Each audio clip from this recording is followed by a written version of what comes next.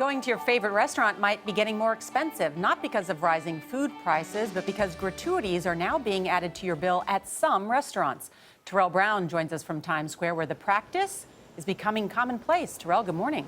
Nora, good morning to you. There are dozens of restaurants here in Times Square. You probably won't have any trouble finding a place to eat, but the issue for some diners is when the check arrives and the tip is already included.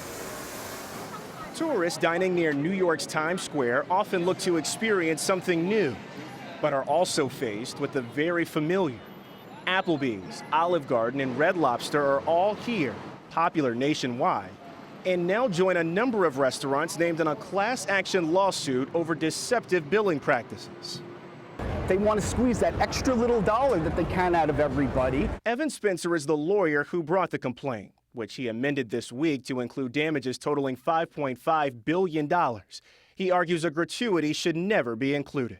If you want to raise the prices, just raise the prices. They'll have an automatic gratuity included in the price, and then they'll have a line for an optional tip. But a tip and a gratuity are exactly the same thing. Tipping, while customary, is not mandatory in New York City. And according to the Department of Consumer Affairs, restaurants can only include automatic gratuity charges for parties of 8 or more.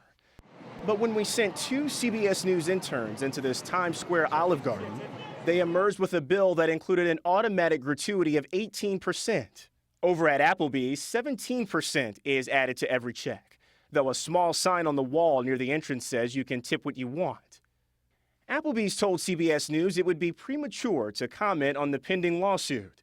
But Darden Restaurants, which owns Olive Garden and Red Lobster, told us the automatic gratuity is a convenience for our guests and a common practice at restaurants throughout Manhattan. Our guests always have the option of adding to, reducing, or completely deducting the automatic gratuity before paying their check. They're getting every possible dollar they can out of each consumer that comes in, and to say that it's optional when it's already included in the tip is insulting. And automatic tipping isn't just happening in tourist destinations like where we are in Times Square this morning. It's happening in businesses all over the city, and in the end, this lawsuit could affect more than 2,000 businesses. Charlie Miller. Terrell, thank you so much.